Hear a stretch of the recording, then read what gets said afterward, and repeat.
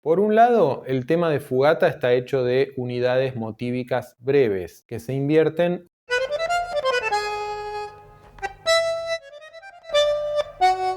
o secuencian.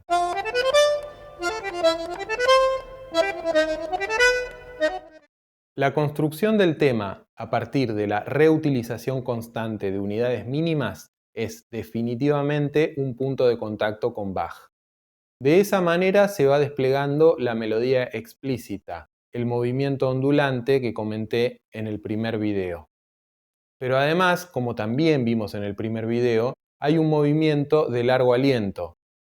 El tema discurre entonces en dos niveles simultáneos. En la superficie oímos una melodía rápida y detrás de eso dos líneas que descienden lentamente, una más aguda, diatónica, y otra más grave, cromática. Bivocalidad, rasgo de muchas melodías barrocas que es totalmente central en la construcción de Fugata. Para entender mejor cómo está construido, escuchemos ahora una simplificación del tema.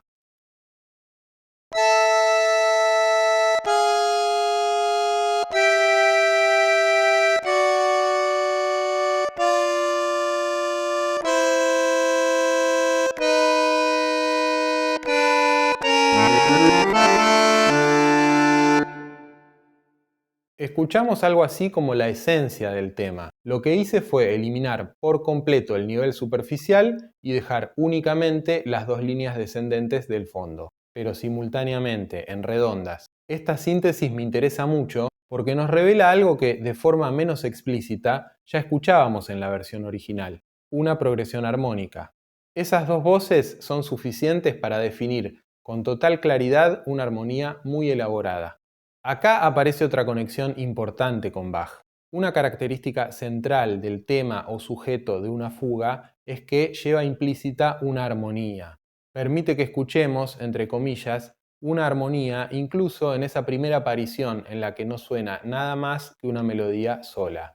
Hice una segunda modificación del tema. Esta vez lo convertí en una especie de coral piazzoliano que nos va a permitir percibir aún mejor la armonía y analizarla. Las dos líneas implícitas en la melodía original fueron a parar a las voces extremas aguda y grave. Las dos voces intermedias las agregué para completar esta armonía que surge claramente del tema y se confirma a medida que avanzan las dos primeras secciones de la pieza.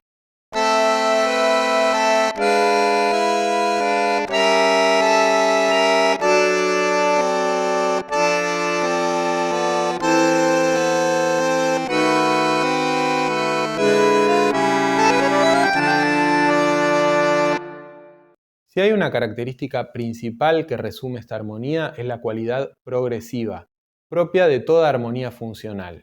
Los acordes no solo cambian, sino que además avanzan hacia un objetivo. Detrás de esa progresión armónica relativamente compleja, con cromatismo y dominantes secundarias, se esconde una estructura elemental del discurso tonal. El avance hacia un punto de tensión intermedia, representado por la subdominante mayor, la posterior intensificación de esa tensión con la llegada de la función dominante y por último la resolución en tónica o, para ser más preciso, en una tónica. Hagamos foco en el octavo compás. La dominante de La menor no resuelve, sino que se desvía hacia otra dominante. La modulación de La menor a Re menor ocurre en un momento estratégico. Coincide con la entrada del violín, que también toca el tema pero en Re, y con el pasaje del final del sujeto a la nueva melodía en el bandoneón. Una fuga de Bach es una pieza contrapuntística de principio a fin. En la música de Piazzolla, en cambio, la fuga propiamente dicha es la sección inicial de una pieza, sección a la que le siguen otras en las que va a volver a escucharse el tema principal, pero ya sin el tratamiento contrapuntístico. Muy a grandes rasgos, Bach dispone varios bloques temáticos, cada uno de los cuales contiene el sujeto o tema y al menos una imitación. Estos bloques sucesivos se conectan entre sí por medio de transiciones. La sección contrapuntística inicial de las piezas de Piazzolla tipo fuga equivale en términos de estructura general a un bloque temático en una fuga de Bach, más allá de sus particularidades. Resalto una, Los sujetos de Piazzolla son extraordinariamente largos en comparación con los de Bach, lo que permite que ese único bloque temático tenga mucho mayor extensión. Terminada la primera sección, Piazzolla genera un contraste fuerte presentando una textura nueva, que en términos generales podríamos definir como de melodía con acompañamiento.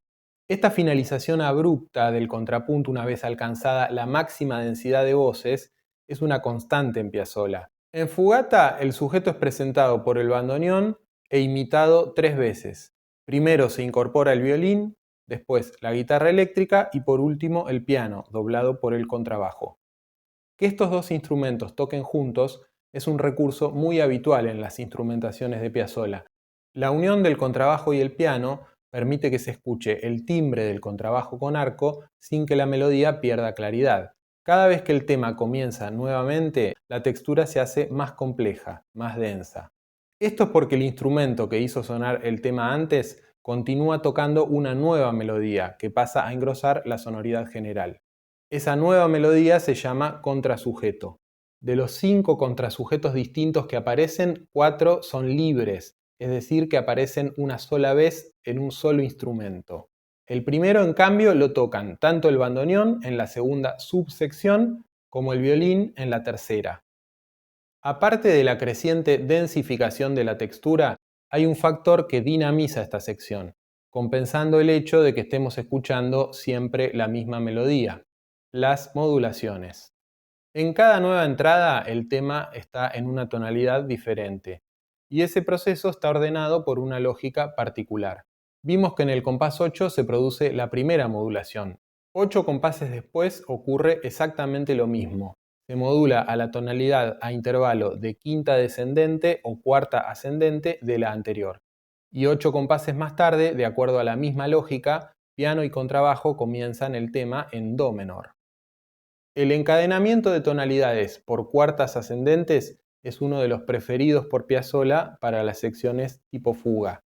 Este patrón implica, por un lado, la vecindad de cada nueva tonalidad respecto de la anterior. Al mismo tiempo, con cada entrada del tema va produciéndose un alejamiento progresivo de la tonalidad inicial, lo que se traduce en un plan tonal, digamos, poco ortodoxo. En las secciones posteriores tampoco regresa a la tonalidad inicial. De hecho, la tonalidad de do menor se extiende hasta cerca del final de la pieza, cuando el discurso deja de ser realmente tonal.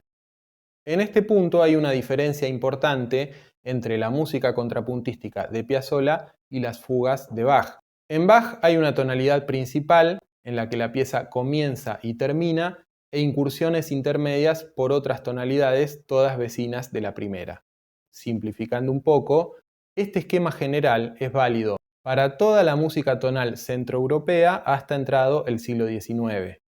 Aunque domine muy bien el contrapunto y la tonalidad tradicionales, Piazzolla no se ajusta a todas sus convenciones. Por supuesto, no es el primer compositor del que podría decirse esto. Lo que quiero subrayar es ese eclecticismo que mencioné en el primer video, la forma singular en que se nutre de distintas tradiciones y hace algo nuevo. Vamos a poner la lupa en algunos detalles interesantes del contrapunto en general y después de este contrasujeto en particular. Hay una pequeña rareza, incluso para Piazzolla, en el bandoneón. En ese segmento, este instrumento despliega en realidad una textura de acompañamiento sencilla, hecha de un bajo y bicordios, que se vuelve otra vez lineal de forma escalonada. En la segunda semifrase se alternan esos dos elementos con la secuenciación de un motivo melódico, y en el compás 25 comienza un nuevo contrasujeto de características totalmente lineales como los demás. En la última entrada del sujeto, la que concluye la primera sección, tenemos por fin sonando las 4 voces de la fuga. Pero si prestamos atención, nos encontramos con algo que también sucede en la música de Bach cuando hay varias voces simultáneas. Me refiero a que no todos los contrasujetos son todo el tiempo melodías enteramente individualizables e igualmente interesantes por sí solas. Y esto tiene que ver con dos limitaciones. Por un lado, la necesidad de coherencia armónica entre las distintas líneas, y por otro, que una independencia rítmica constante en todas las voces produciría una saturación de información y por lo tanto un efecto caótico. Entonces, a medida que se agregan líneas, las posibilidades melódicas se van reduciendo. En contraste con esta textura más recargada, el primer contrasujeto se opone primero él solo al sujeto y después, junto con ese contrasujeto más sencillo, no melódico del bandoneón, entre los compases 17 y 24. La textura todavía es relativamente liviana. Permite que el primer contrasujeto tenga un despliegue melódico y rítmico mucho más discursivo y orgánico que los otros. Y Piazzolla aprovecha esto especialmente en la primera semifrase de ese contrasujeto.